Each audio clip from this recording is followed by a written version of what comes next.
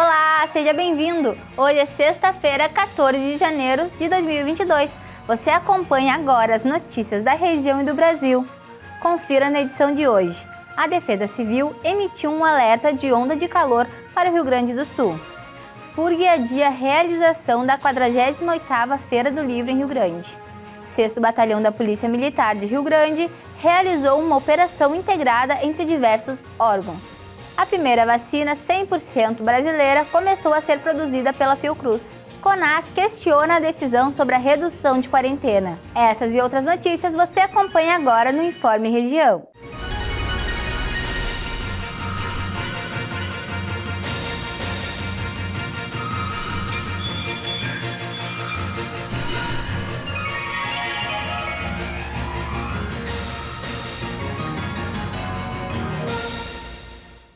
A Defesa Civil emitiu um aviso devido a uma onda de calor que chegou no Rio Grande do Sul. A Defesa Civil emitiu um alerta em virtude da previsão de uma onda de calor no Rio Grande do Sul. Recomenda-se o aumento na ingestão de água e evitar a exposição solar direta entre as 10 horas e 16 da tarde, especialmente para idosos e crianças. Hoje, a previsão do tempo para o Rio Grande é de um dia ensolarado, com a temperatura máxima podendo chegar a 33 graus.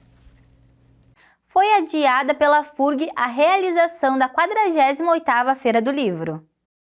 FURG adia a realização da 48ª Feira do Livro, considerando o aumento de número de casos de infecção por Covid-19 na cidade do Rio Grande e no estado do Rio Grande do Sul nas últimas semanas. O evento, que se realizaria entre os dias 9 e 20 de fevereiro, será adiado com data ainda a ser definida. Ontem, a Brigada Militar do Rio Grande realizou uma operação integrada entre diversos órgãos, com o objetivo de combater o aumento dos crimes no município do Rio Grande. A Brigada Militar de Rio Grande realizou ontem uma operação integrada entre diversos órgãos, com o objetivo de combater o aumento dos crimes violentos, letais e intencionais no município do Rio Grande, proporcionando assim segurança e tranquilidade pública à comunidade. Ao longo de toda a operação integrada, não foram registrados crimes de roubo ou contra a vida na cidade. A operação visou ainda a fiscalização de estabelecimentos de desmanche veicular e reciclagem de resíduos sólidos. Trabalharam na operação 100 profissionais em 36 viaturas leves e motocicletas. A Fiocruz passa a ser a primeira produtora de vacina totalmente brasileira, já que todas as etapas passam pelo processo dentro do país.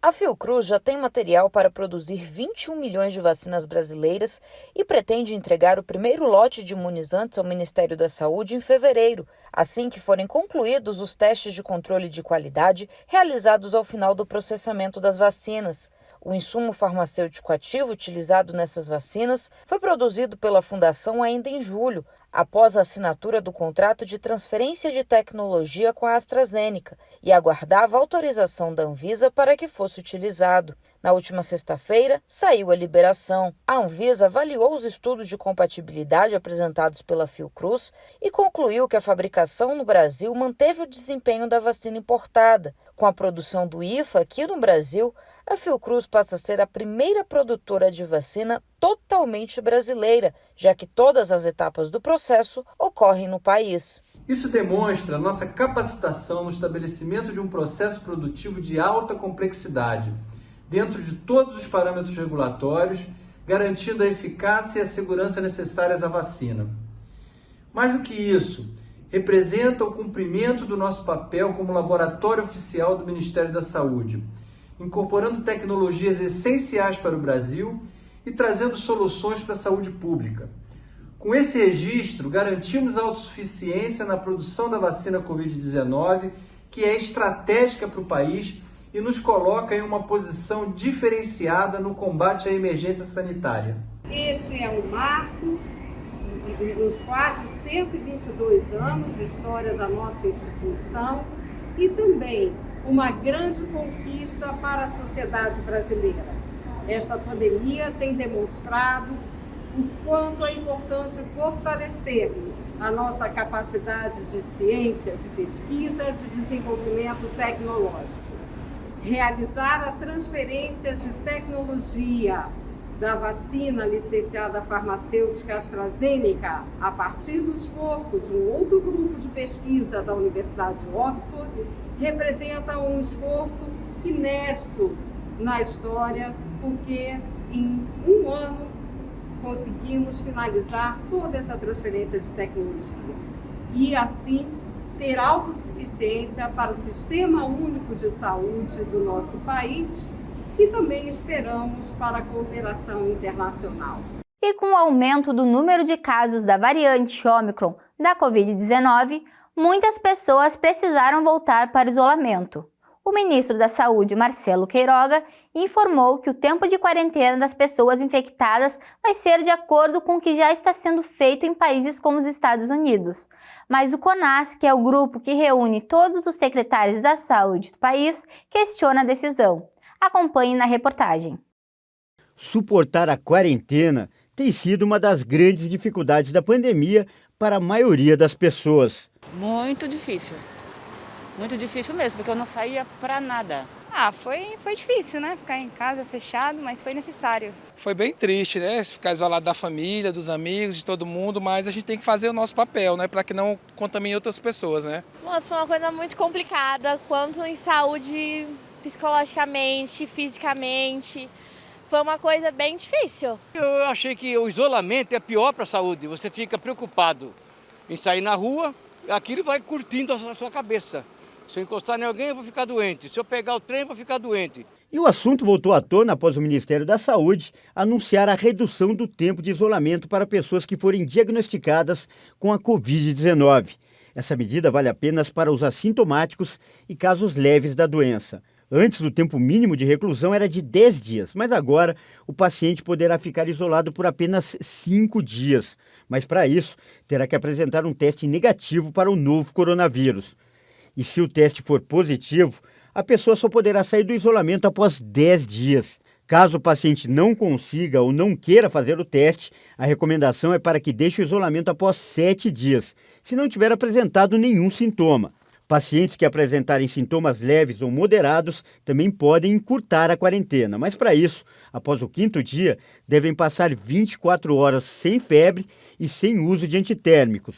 O ministro da Saúde, Marcelo Queiroga, afirmou que a mudança é baseada em critérios técnicos e segue protocolos que estão sendo adotados por outros países, como é o caso dos Estados Unidos. Agora mesmo nós vamos ampliar ainda mais a nossa política de testagens, nós vamos distribuir os testes rápidos até o final de janeiro. Nós podemos distribuir até 40 milhões de testes, incluindo os testes de RT-PCR, os testes rápidos. E para que essa política tenha sucesso, não depende só do Ministério da Saúde. Depende, sobretudo, de cada um dos 5.570 secretários municipais de saúde, os meus colegas, que fazem comigo o SUS ser cada vez mais forte, para que as pessoas que tenham sintomas possam buscar a atenção primária e realizar o teste. E se identificar positivo e não for uma forma mais grave da doença, ficar em isolamento dentro das condições que já indicamos hoje. O presidente do CONAS, Carlos Lula, afirmou que a decisão deve ser acompanhada e é passível de reversão. Falou ainda que a medida foi ponto de divergência entre os secretários, que podem pedir revisão.